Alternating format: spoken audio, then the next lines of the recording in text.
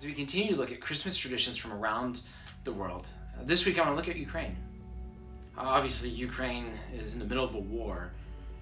Christmas traditions won't look normal this year. Many people have had to flee and are refugees in other places. So may this be a reminder to us to pray for them and for other countries and people and places that are going through similar things. But I do want to look at how they celebrate Christmas. Like us and like many other places, there's other cultural things that aren't centered around Jesus this time of year. But they have a number of significant things that point to who Jesus is. And so in Ukraine, some celebrate Christmas on December 25th, like we do, and some celebrate it on January the 7th. The Orthodox Christians, which make up most of the believers in Ukraine, they follow the Julian calendar for the dating of Christmas. And so they celebrate it on January the 7th, which makes Christmas Eve January the 6th.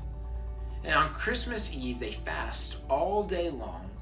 And then they break that fast at night with a feast. The way they know when to break that fast is they'll go outside, they'll look up in the sky, and when they see the first star in the sky, that's a reminder to them of the Star of Bethlehem and lets them know that it is now time to go and break the fast. They eat a meal that's 12 different courses, a reminder to them of the 12 apostles.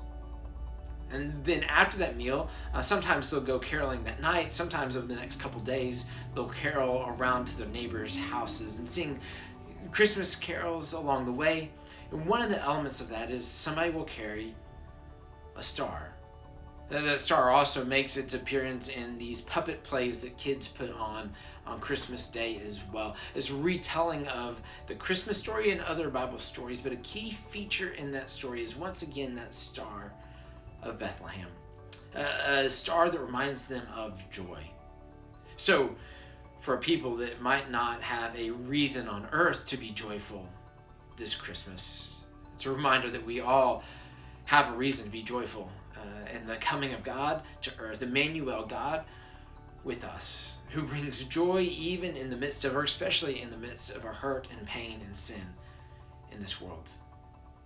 So in light of that, may we greet each other this Christmas like the Ukrainians greet one another for Christmas. They greet each other with this greeting: Christ is born, with the response, glorify Him.